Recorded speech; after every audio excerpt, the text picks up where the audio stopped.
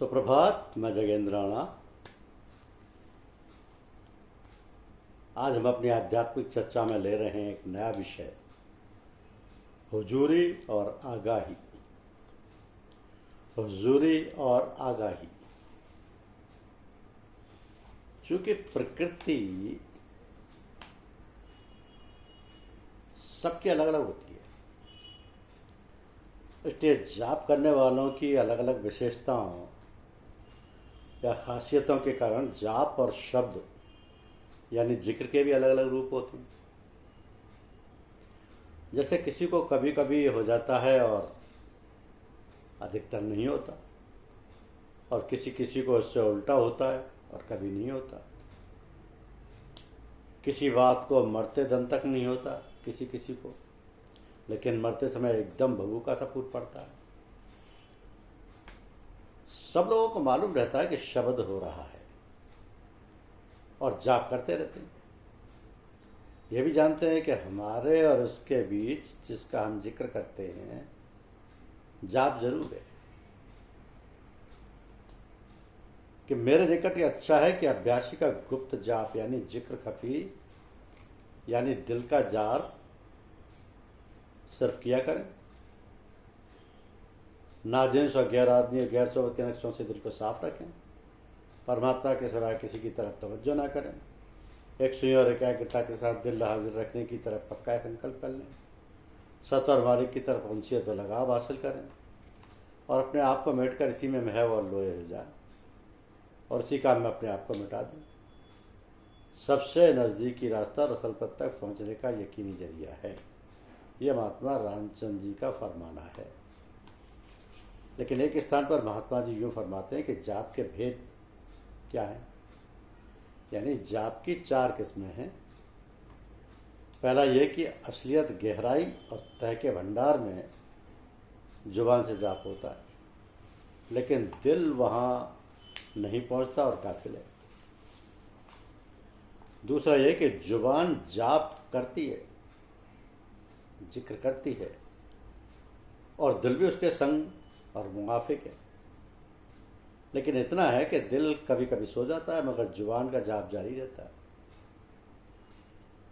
तीसरा ये कि जुबान दिल से और दिल जुबान के साथ मुवाफिक होते हैं, मगर कभी कभी दोनों गाफिल हो जाते हैं। और चौथा ये कि जुबान गाफिल और बेकार रहती है, मगर दिल जाप करता और लगा रहता है। ये जाप का बड़ा दर्जा है। अब इस जगह हुजूरी और आगाही का बहुत जरूरी काम है। हुजूर से मतलब है कि यह मालूम हो कि दिल हर वक्त काम पर हाजिर है और जाप का काम बराबर हो रहा है। आगाही खबर और ज्ञान का नाम। गुप्त जाप यानी जिक्र खफी करने वाले को यह दर्जा मिलता है कि वो अपने दिल की आवाज़ को सुनता है। जाप करने वाले के सिवाय कोई दूसरा उस शब्द को नहीं सुन सकता और ना दिल की आवाज़ को कोई सिवा परमात्मा के जानता है। अब शब्द अभ्यास के संबंध में कुछ आदाब बताए जाते हैं कि महात्मा रामचंद्र जी कहते थे कि ये आदाब वो बातें हैं जो जाप या शब्द अभ्यास करने और उसके सरल बनाने में सहायक होते हैं। यदि ये बातें ना बरती जाएं तो कठिनाई होती है और अच्छी तरह काम नहीं बनता है। तो उनमें से थोड़ी बातें ये हैं कि जो जाप करने से पहले की जाती हैं, और कुछ ऐसी हैं जिनका जाप शुरू कर देने के बाद ध्यान रखा जाता है, और कुछ जाप के बाद। तो जाप शुरू करने से पहले की बातें ये हैं कि पश्चाताप करना।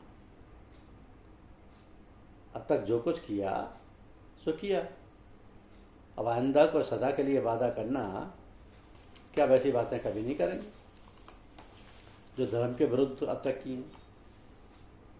दूसरा, दिल को शांत रखना, मुतमईन रखना। तीसरा, पाक साफ रहना, शौच तहारत वगैरह करना, नहा धोकर साफ कपड़े पहनना, साफ जगह पर बैठना आदि। और चौथे, अपने गुरु से सहायता और फैज लेना। और ये बात जानना कि गुरु से सहायता लेना ऐसा है कि गोया हम अपने इष्ट देव से मदद ले रहे हैं। अब जाप की तैयारी, जाप की तैयारी में क्या है? ये आसन के साथ बैठिए।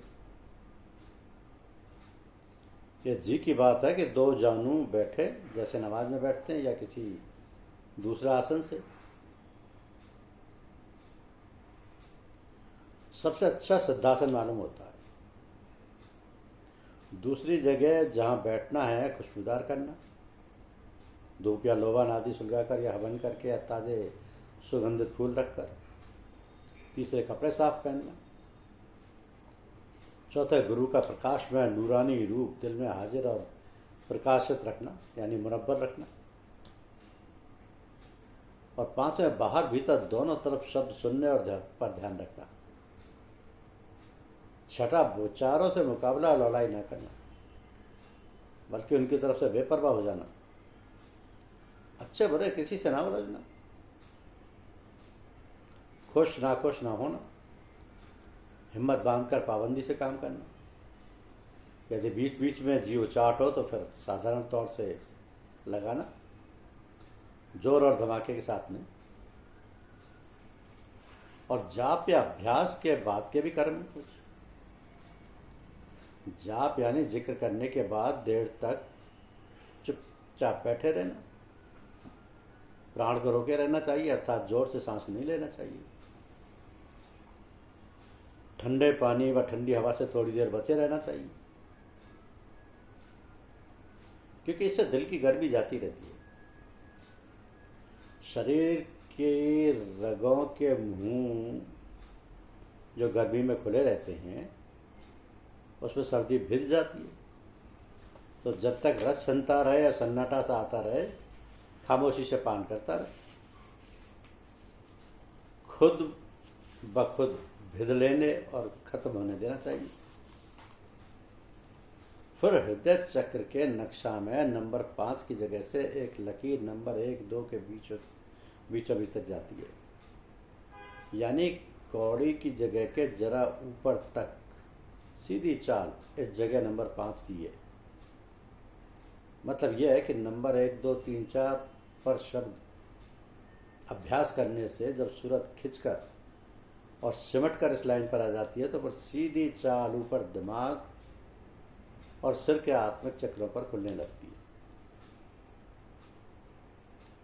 अब सूरत महवियत और अंतरी खिंचाव में ऊपर को अंदर भागा और चढ़ा करती है। अक्सर इस लाइन में ऊपर नंबर 5 पर और कुछ सीना के बीच में या कौड़ी के पास भी शब्द का उच्चारण हुआ करता है।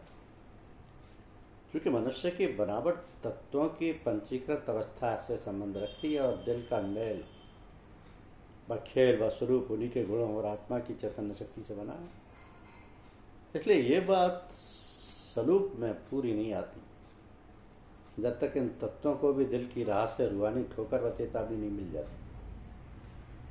क्योंकि ये शरीर सभी चीज़ों से मिलकर बना, मिल मिलाकर ही काम करता है। तो जब स्थूल शरीर के दिल को आत्मिक ठोकर व चैतन्य शक्ति मिलती है तो उसको अगर उन स्थानों में भी हिला डुला दिया जाए जिन जिन से वह तत्वों की सामग्री और प्रकृतियों से बंधा हुआ है, तो आगे चलकर दिल ठीक तौर से अपनी आंतरिक आत्मिक चाल में सीधा लगा चला जाता है। आजकल योग के उन साधनों के करने कराने की हिम्मत या ताकत और समय नहीं है कि तत्वों को योग की भिन्न भिन्न रीतियों से शुद्ध और स्वच्छ किया जा सके, ताकि दिल की असली चैतन्य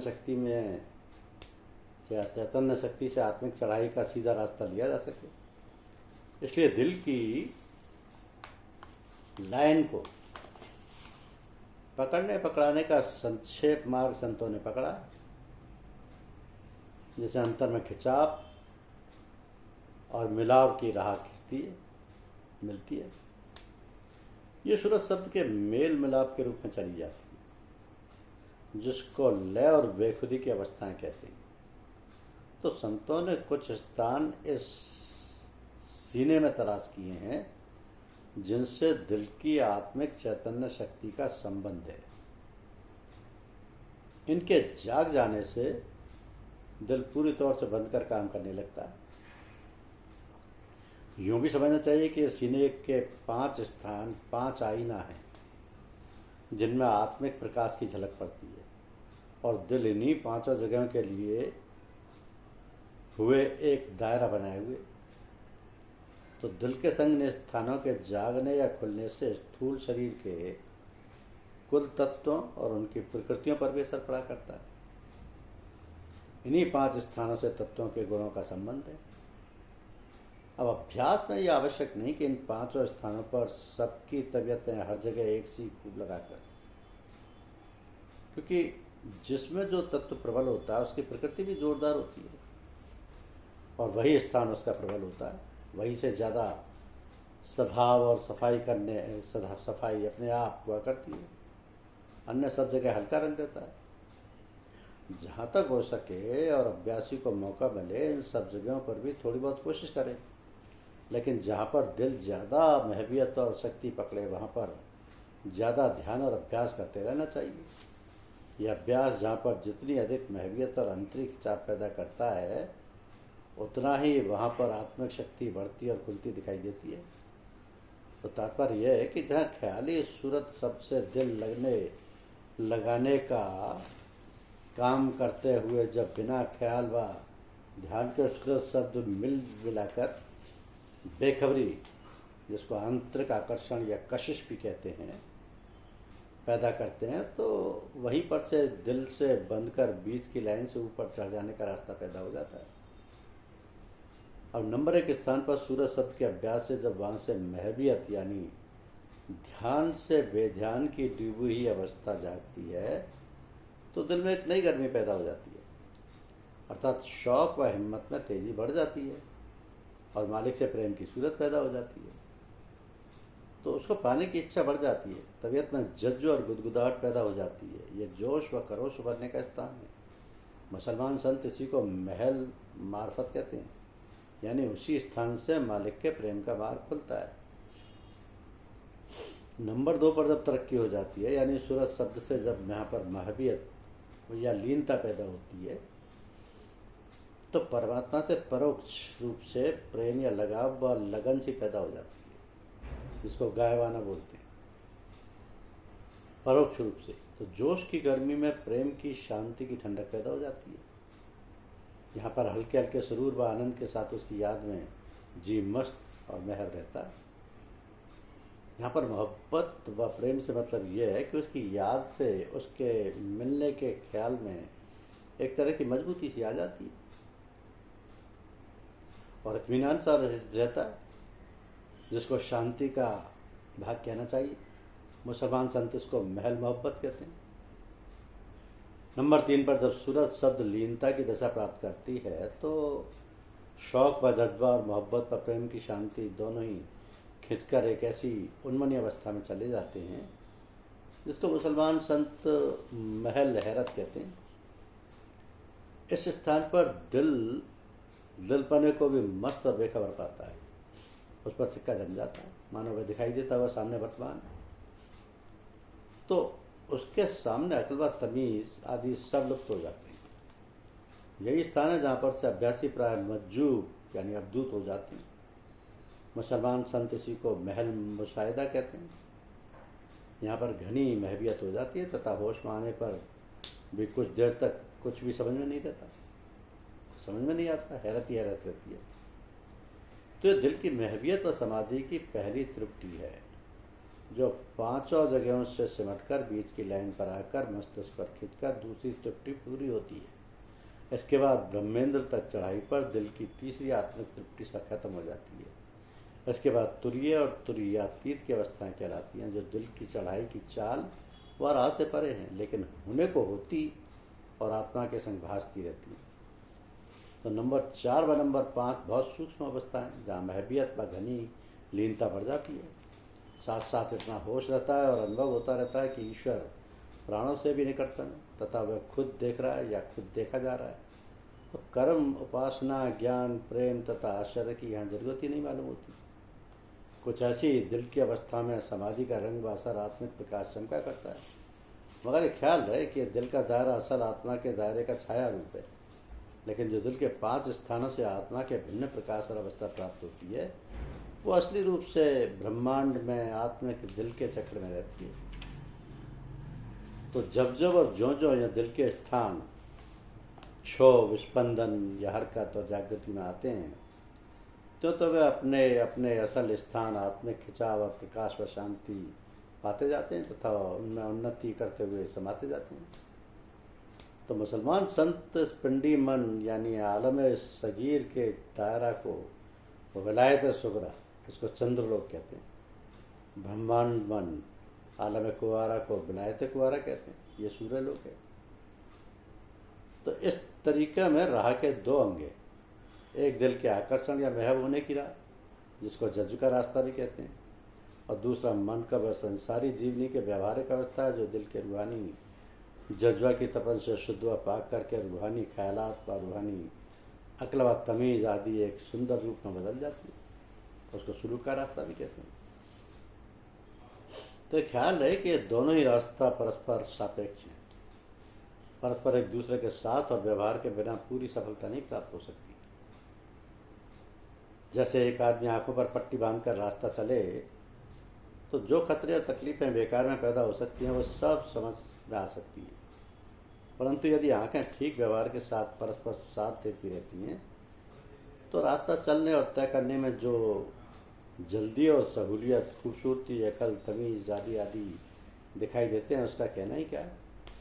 तो जज्ब केवल दिल को आत्मिक आकर्षण व सर्वेश्वर की याद में लीन व महक करने कराने का सीधा तरीका है। यह मार्ग चक्करदार नहीं, सलूक मन के फैलाव के संबंधी व्यवहारों को तरतीब और ऐसे कायदों पर बांधे रखता है जिससे दिल की महवियत और आत्मिक आकर्षण की आंतरिक चढ़ाई में मन के बेतुकेपन की चालों से विघ्न ना पड़ने पाए। क्योंकि ये खूब समझ लेना चाहिए कि जो चीज़ें परमात्मा के अंश, परमात्मा ने अंश रूप में इकट्ठा करके ये शरीर बनाया है तो ये सब काम के लिए ही है, बेकार कोई नहीं। यदि इनको लिए हुए कोई किसी एक काम में दिल लगाता है और उसको सावधान बनाने और परस्पर साधन में लगाए रखता है तो वो काम बड़ी खूबसूरती से और हर अंग से सफल मालूम होता है। जब किसी को जज्बा का रास्ता मिल जाता है और उस नशा में मस्त और महफूर रहता है लेकिन उसका सलूक ठीक नहीं है, जो शरीर कर्म का योग है, तो ऐसे अभ्यासी में मन के विकार जरूर पैदा हुए रहते हैं और मक्कारी, झूठ, फरेब, मोह, लोभ, असभ्यता, बदअखलाकी, अहंकार, तोहमतबाजी, असलियत का भय, लालच व इखलाकी व दिमाग कमजोरी से छिपाना आदि ऐसी बहुत सी बातें मिला करती हैं। और जब तक सलूक यानी शरीर का योग भी सही और शुद्ध व पाक नहीं हो जाता है उस समय तक संत का दर्जा नहीं मिल सकता, क्योंकि संत में बेखौफी, सच्चाई और संयम आदि की शान शारीरिक, मानसिक व आत्मिक सभ्यता, खूबसूरती में छलक और उतर आया करती है, जिससे दीन व दुनिया दोनों की शिक्षा व हिदायत जिज्ञासुओं व संसारियों को मिला करती है। इसलिए एक बार श्रीमान महात्मा रामचंद्र महाराज जी ने फरमाया था कि जाहिल और अंधे फकीर से सज्जन और सुलझे हुए नेक विद्वान का संग और पैरवी श्रेष्ठ है, क्योंकि अंधा या जाहिल फकीर तो अपनी धुन ही को अलापेगा और उसी में दूसरों को खींचतान करेगा, चाहे वह औंधे मुँह कहीं पर गिरे, चाहे चलना है, क्योंकि वह तो ऊपर टांग चाल चलकर भी सीधी राह छोड़कर खाई खंदक का ऊंचा नीचा रास्ता पकड़कर अपनी ताकत और धुन में जा सकता है, उसको आदत और अभ्यास होता है। लेकिन साथ के दुनियादार लोग ऐसी चाल और राह में हर जगह पर ठोकर खाने और गिरने गिराने का खतरा उठा सकते हैं, जबकि नेक विद्वान सज्जन व पंडित से जब कोई बात पूछी जाएगी तो वह धर्मशास्त्र और जैसा कर्मयोग का पूरा साधन करने वालों ने लिखा है उसी के अनुसार बंदी तुली नपी बात ज़्यादातर बतला व समझा देगा, जिससे अदालत की नासमझी की चाल से बेकार की तकलीफ आदि का सामना नहीं करना पड़ता। और साथ साथ ये भी जरूरी है कि सलूक यानी कर्मयोग भी ठीक नहीं हो सकता जब तक दिल में आत्मिक गर्मी और माल के कुल के प्रेम का आकर्षण प्रकाशित ना हो। धन्यवाद।